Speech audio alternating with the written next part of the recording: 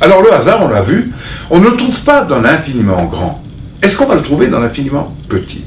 C'est ce que croyait, par exemple, en 1925, 26, 27, un grand savant comme Niels Bohr, qui était convaincu que les phénomènes quantiques, comme on dit, c'est-à-dire en fait les particules élémentaires, étaient strictement gouvernés par le hasard. Impossible de connaître à la fois la position, la vitesse d'une particule, impossible de savoir non plus à quel moment cette particule allait se désintégrer, par exemple dans un bloc de radium.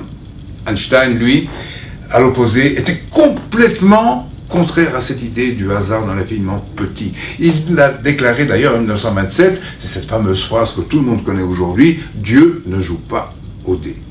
Alors on voit bien que deux visions du monde s'affrontent.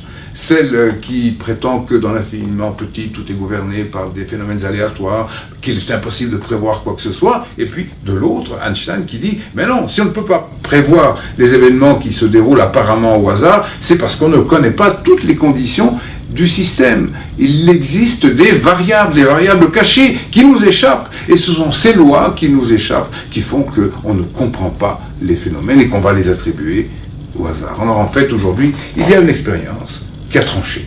Dans les années 80, 82, et nous avons, Grishka et moi, assisté de très très près à cette expérience que nous avons filmée, pourtant X, c'est l'expérience d'Aspect, qui met fin à un grand débat.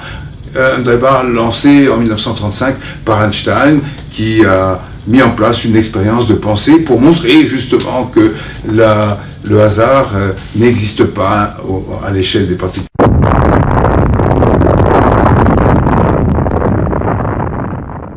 Élémentaires. Et en fait, on le voit aujourd'hui grâce à l'expérience d'Aspect. En réalité, il existe ce qu'on appelle des variables cachées non locales. C'est-à-dire qu'en réalité, il faut aller chercher la source du hasard ailleurs. Les lois qui gouvernent le comportement des particules élémentaires, on ne les trouvera pas dans notre espace-temps.